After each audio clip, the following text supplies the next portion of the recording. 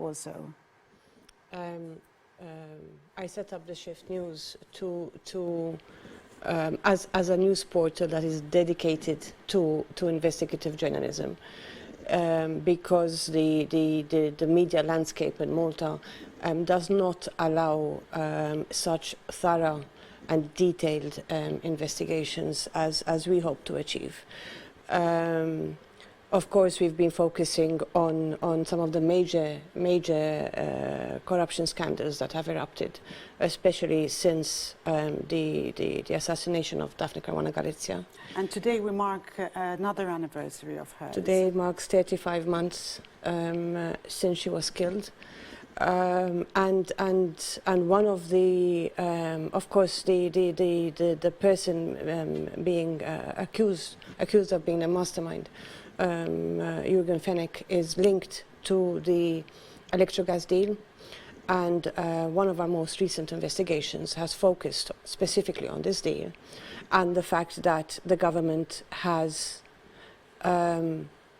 literally gifted the consortium made up of Thomas Group, the Gazans and the Upper Bolognas, literally gifted 40 million in what should be excise tax dues. So we have a situation where the consortium, you know, in its tender said, okay, this is going to be our price. This 40 million is factored in. And then suddenly along the way there are problems, there are delays, there are other issues, and they say, you know what, this is a problem we have to solve, and if need be we go over any Malta's head, and we need the government to solve this because otherwise it is going to impact our profitability. And that's exactly what Conrad Mitzi does. Absolutely. Goes and solves the problem. I mean, I have here a quote from Shift News, your news. Mark Gazan quotes, excise tax is a 40 million euro issue that if we resolve with the minister will heavily impact our profitability. Your comments about that? It's quite outrageous. I mean, there's not much more to say about that. Now, we have to understand that the information is coming from a cache of leaked emails that Daphne Caruana Galizia had received and was investigating at the time that she was assassinated. So it is important to go back to that time and say this was a moment when, in terms of what the government had the situation that was created by the government was this. We had a power station project that was one of the most important promises that the Labour Party had created. The government had guaranteed a 360 million loan. Now we're finding out that we gifted another 40 million. We found out that the delays that were supposed to be paid, another 18 million, we said, you know what, you can pay them over another 18 years, no interest, no problem. And at the same time, the Maltese public is paying hand over fist in terms of the costs. So the whole promise that, you know, we're going to have cheaper electricity bills, we're going to have a cleaner environment, all of these things. What we have been discovering over the last 3 years is how, you know, the government has accommodated this consortium over and over and over again at the cost of the Maltese public. Now, the reason I said why we should go back and look at this again is because at the time that Daphne Caruana Galizia was killed, and she was investigating this, the consortium had financial problems. Malta had guaranteed a 260 million loan, and if Daphne Caruana Galizia had managed to reveal what we are revealing now, if she had managed to reveal that at that time, would the deal have gone forward? No. No. So you believe not, and you really believe that this is the main reason Absolutely. She was assassinated? Absolutely. She was assassinated because of what she was about to reveal. And I think it is a great credit to investigative journalists, not only in Malta, but internationally as well, who have collaborated to make sure that they did not manage to silence the story, that the truth continues to emerge. Over the last 3 years, we've learned more and more details about this corrupt deal, as well as other corrupt deals, such as the Vitals global healthcare deal involving the public hospitals. We've also spoken about Montenegro. Montenegro involves, in fact, the same players. You have again Sokar, the Azerbaijanis there. You have again the Chinese involved there, same players, and in Malta, same players, Jürgen Fenech, same players, 17 Black. So it's a game. It's very complex. It is. It is complex, and it is not. It was complex until we figured it out. Yes, there is a possible shift of power in the governance of Montenegro. Do you think that will help us to get to the bottom of the Montenegro wind farm deals? Yes, Montenegro was very accommodating in the sense that we find the same deal, the kind of same pattern that we found in the electric gas deal, replicated in Montenegro. Again, the government was very accommodating there. It is a government that has been there since over 30 years. Yes. Now there are movements by the opposition, strong movements by the opposition to try to get Parliament to debate the deal and to bring more of the information out, because we've revealed some here. They've been working with journalists in Montenegro who have revealed some information there, so we've brought out everything that we can.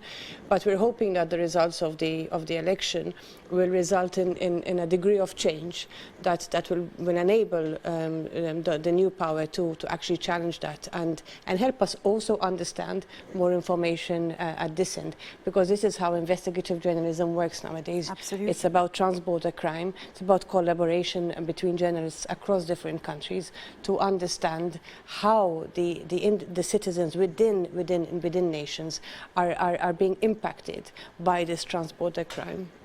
And members of this new government in Montenegro that we're expecting to take their place very soon have been very willing to work with the opposition in Malta to come and find a solution to how to repatriate this money that's been spent from taxpayers and from the people of Montenegro and Malta. Yes, there's I mean, Malta got the deal.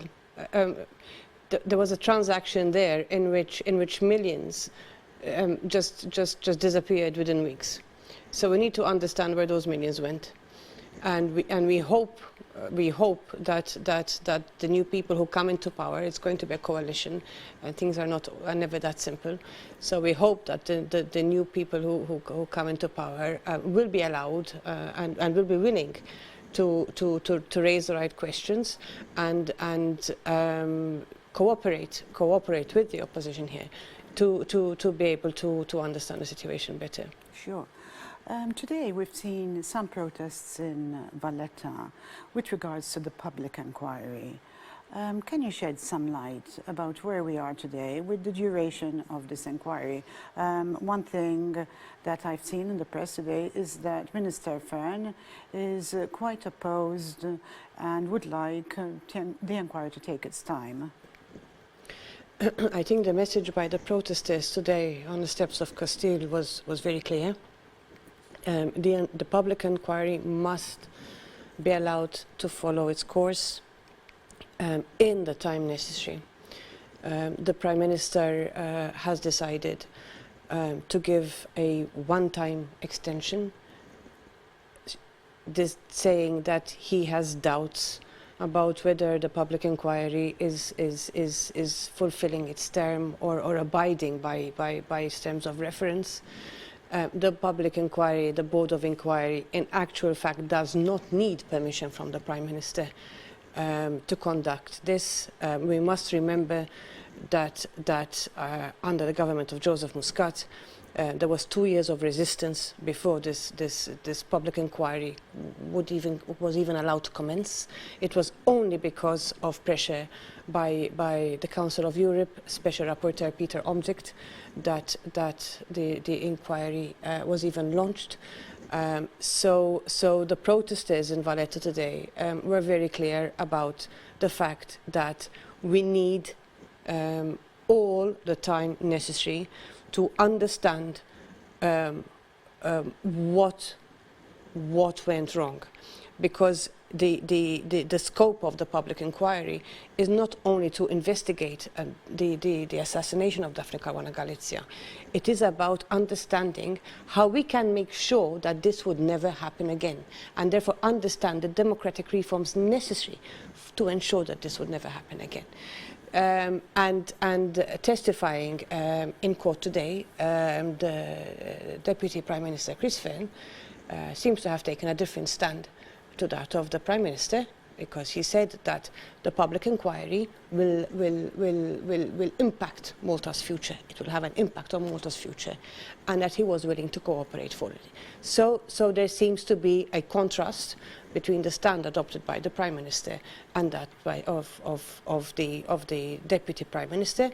However, the lawyers speaking on behalf of the family in court today made it clear that the Board of Inquiry does not need the permission of the Prime Minister to fulfill its obligations in terms of the public inquiry, the scope of the public inquiry. Sure. There are still many obscure deals that we still haven't seen any solution to. I mean, Vitals is still very obscure with a lot of controversy, as is also eGrant. Some viewers who've watched this program ask me to put the question forward, what's going to happen with eGrant? Will that be re-explored again? I can't answer the question of whether it's going to be explored again, but what I can say is that there is a pattern in terms of a series of corrupt deals, allegations of kickbacks, investigations, magisterial inquiries that drag on for years with no apparent solution. Last week we heard that the investigation into the kickbacks to Keach Kembry from passport sales has been concluded. We have no idea of the outcome. The new Attorney General is saying she's not prepared to publish either the conclusions or any decision related to the outcome of this, which we've been waiting for at least 2 years, 3 years. At the same time, contrast this with what happened with eGrant, so Joseph Muscat was the subject of the inquiry, well, at least his wife was, by extension. He set the terms of the inquiry, and as soon as that inquiry was published, I mean, on a Sunday, the AG's office, the Attorney General's office, you know, communicates, gives a copy to the Prime Minister, who is the subject of the investigation, and then there is all the public relations prepared on a Sunday. So it was a very coordinated exercise. And at the same time, you know, we have a number of these investigations and inquiries that we've been talking about for years. And keep in mind that, I mean, this is one of the main outcomes of the public inquiry, that what we're learning is that as journalists, you know, released findings over the last 3 years, the police were doing absolutely nothing about it. And every time that a journalist releases new information about a criminal or a politician, and the police refuse to act, they fail to act, that makes the journalist even more vulnerable. Yes. So and there's a handful of journalists in the country who are actually doing this work. So I think one of the main outcomes of the public inquiry here is exactly what we were touching upon before, in terms of the democratic reform, in terms of the checks and balances that are needed. Because one thing is very clear: the authorities failed, the police failed, the institutions that are there to ensure the checks and balances failed. So what are we left with? This is why it is very important for the public inquiry to fulfill its obligations in full, because we need to understand what's wrong before we can even make it better. Absolutely. And obviously this is affecting other things. What are your thoughts on how all these things will affect the Moneyval report? We've seen the Shift has published a story yesterday in which we analysed the fines handed out by the FIAU, the financial watchdog, the anti-money laundering watchdog, and what we found is that it was almost in hibernation since 2015, and then in 2019 there were 0 fines, and then suddenly in 2020 this year, in a few months, we're at fines of over 2 million. So we seem to be ticking the boxes to create the right impressions, but it does not mean that we are necessarily dealing with the fundamental problems that have raised concern with Moneyval. Whether the country is grey listed or not is something that is yet to be seen. It would have tremendous repercussions on the financial services industry in the country, also in terms of jobs in the sector. I certainly hope that this is not something that will happen, but it is still certainly a warning that we need to do things better. And again, it's not about ticking the boxes, in the last minute to make sure we create the right impression. Yes. Well, this has been dragged for a very long time.